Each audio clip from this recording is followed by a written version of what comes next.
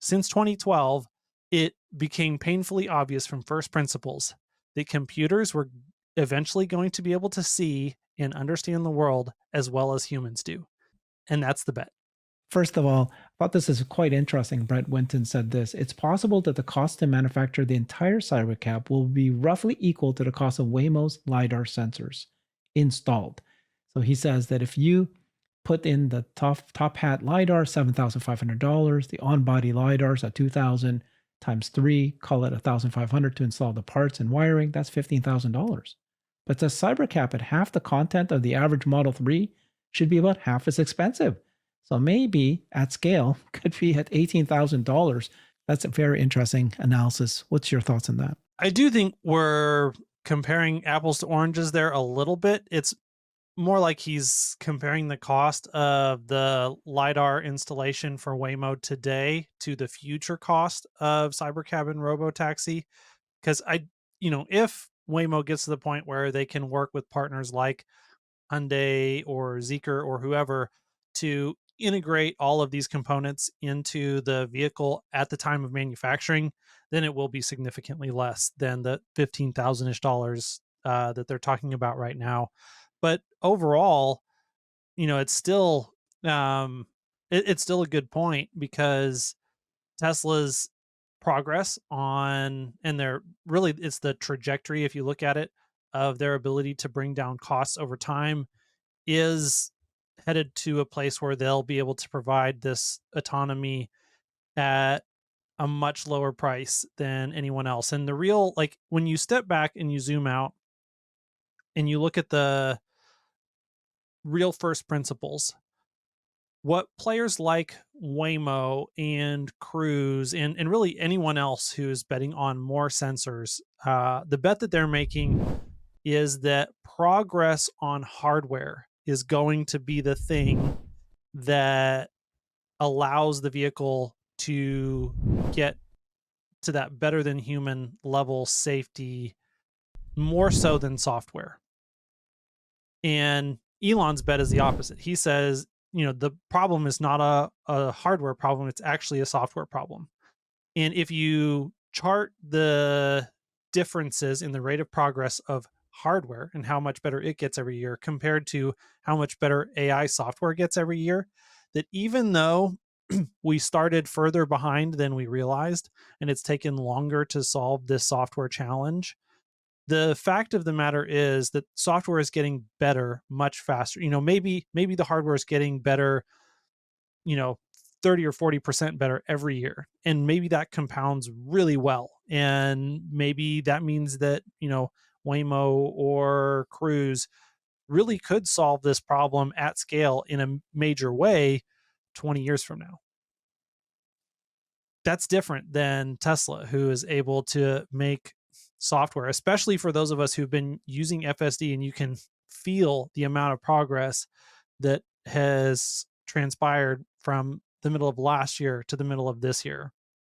The difference between version 11 and version 12, like, that's probably at least 2 or 3 times better. And if they can do that every year, then even if they start 10 years behind, they still end way ahead of something that is only getting better at 30 or 40% a year. And that's the big bet that Elon is making compared to everyone else.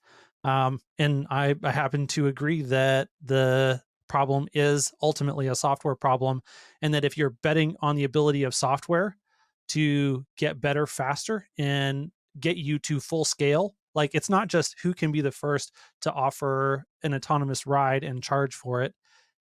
It's the first person who can offer millions of autonomous rides and charge for it. That's going to be the one who wins. At And good I think the cost. software Yep. thing is the Yep. thing that gets us there. Yep. And I think for me, it was that this hardware problem. Why haven't we seen these cost of these LiDARs falling?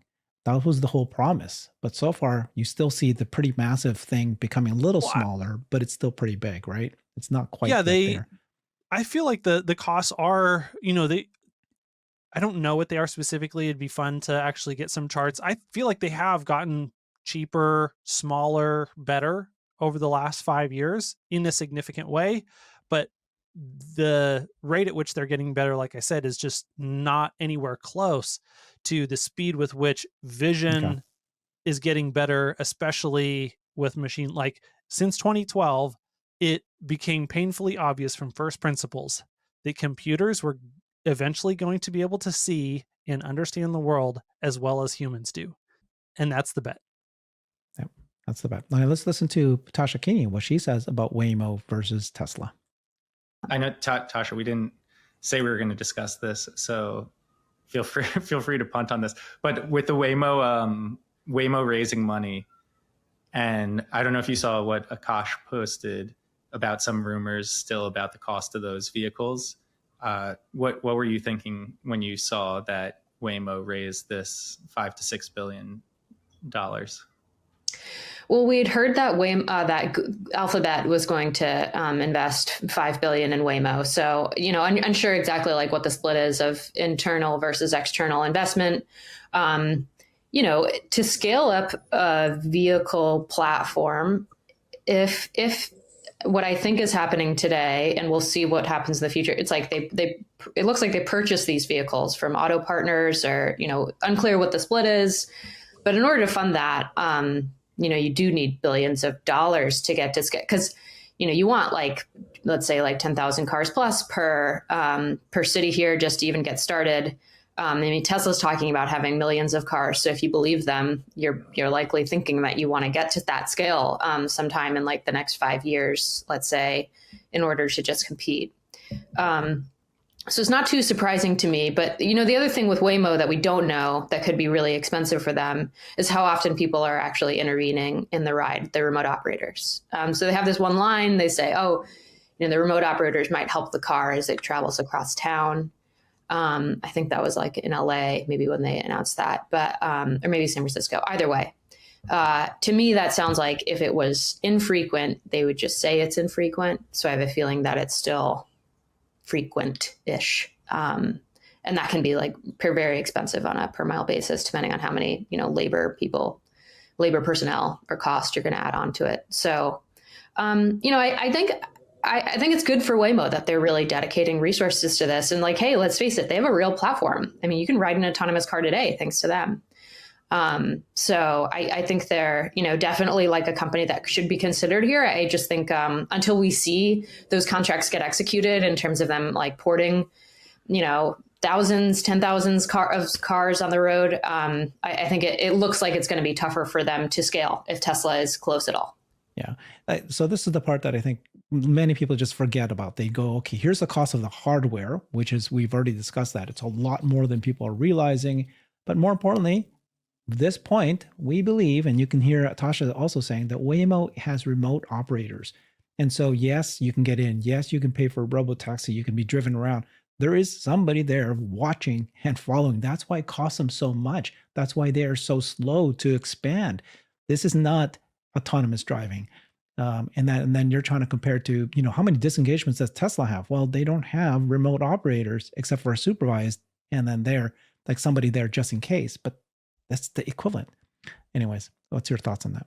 Yeah, I think that is a huge factor to think about. We don't know what Waymo's disengagement rate really is, but to your point, we know that it's not 100% autonomous all the time, that every time a person gets in and rides from here to there, that it's only the computer making those decisions. We know that at some level, there is human intervention that's happening there.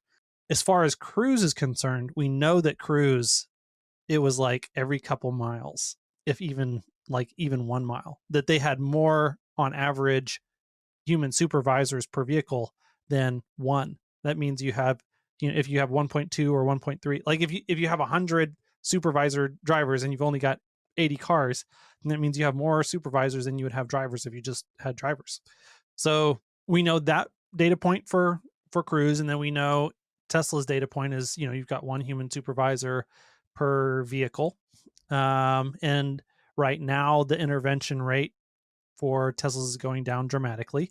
But we also know that Tesla is a lot further down the road of doing the machine learning at large scale thing than Google is.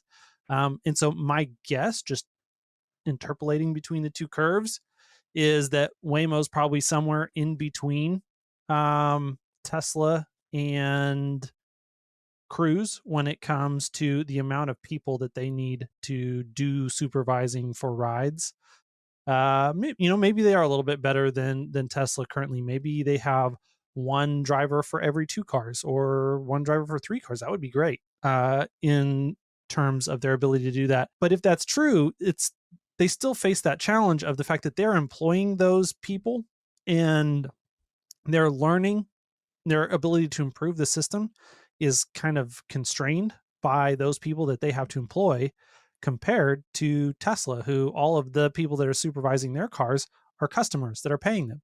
And so that means that you can flip the data gathering and the learning rate challenges on their head, and you can really just go for broke on scale. And that's what Tesla has done. And then the thing is that once you achieve the full unlock of the software, well, you've already got those millions of cars on the road that can, with an over-the-air software update, become autonomous ride-hailing robotaxis.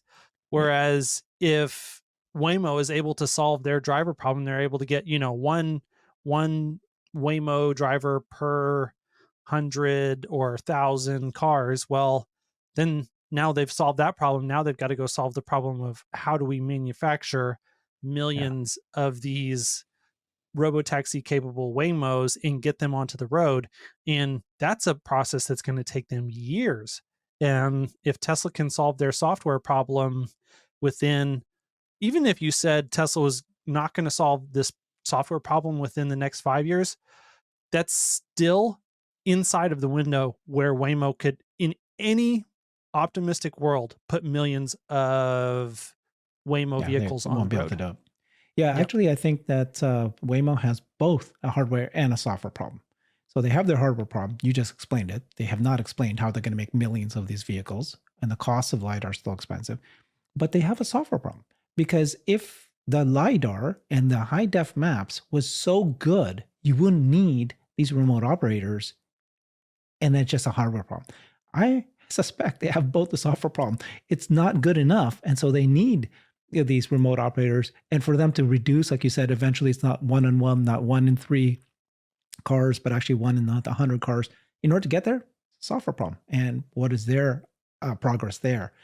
So let's listen into Uber CEO, and his bet is still with Waymo. Of course, he's going to say that because they're partnered together. Listen, I think Elon eventually will get to viable scale, but for the next 5 years, I bet on Waymo, and we are betting on Waymo. I'll say this: I don't want to get into an autonomous Tesla in the next 5 years. I'm gonna let somebody else can test that out. I'm not gonna be an early adopter of that. FSD's getting pretty good. Have you used it recently? I have not used it recently. recently. It's really good. Yeah, all right. Yeah, it's really good. Now, for example, the cost of a solid state LiDAR now is $500, $600, right? So why wouldn't you put that into your sensor stack? It's not that expensive, and for a fully self-driving specialized auto, I think that makes a lot of sense to me. Now, Elon has accomplished the unimaginable many, many, many times, so I wouldn't bet against him. Yeah, I don't know. Okay, so you saw that it's a couple of points there. He wouldn't bet against him, but he is for the next 5 years. He has to. He's actually did say in another interview that if Tesla would please partner with us, we would do it. But first of all, you got people like this host who's saying, I would never get into a Tesla. Have you tried it? No. It's like, okay. You don't know what you're talking about. Good thing for Uber CEO Dara saying, hey, no, that's really good. But then he says that the cost of LiDAR is $600. Well, we know that that's not true. So he's obviously still repositioning things. So I'm sure that there are some, research projects where they say, hey, we've proven out the technology, and at scale it could be $500, something to that effect. But you can't go buy 1 million of these things for $500 a piece right now. And that's kind of the problem. You need to be able to do that. And the thing is, at the end of the day, you still have to solve the software problem. And this is the difference, that Elon believes that solving the software problem is essentially the exact same difficulty, regardless of whether you have LiDAR there or not. Yep. And in fact, maybe it's harder when you add the LiDAR in because you're relying on a crutch. But even if you just say that it's the same, that LiDAR doesn't make the software challenge any easier at a fundamental level, then why do you want it? And people misunderstand that. They think that LiDAR is going to make the software challenge easier. And I just don't believe that that's true. That's not what Because if it happened, wasn't true, to your point exactly, then Waymo wouldn't need these safety drivers to intervene, who are these remote operators. And that's the thing, that you've got to, like, driving is fundamentally an intelligence problem. You have to understand the scene, you have to understand how to act, and you have to do that extremely rapidly. Obviously, this can be done because we do it, but the gap between here and there is not having, like, if humans had LiDAR and ultrasound sensing capabilities added to them, would that make them any better drivers than they are today? Maybe a little bit, but like, it's not going to have that massive of an effect. And so, yeah, you just got to go all in on solving the intelligence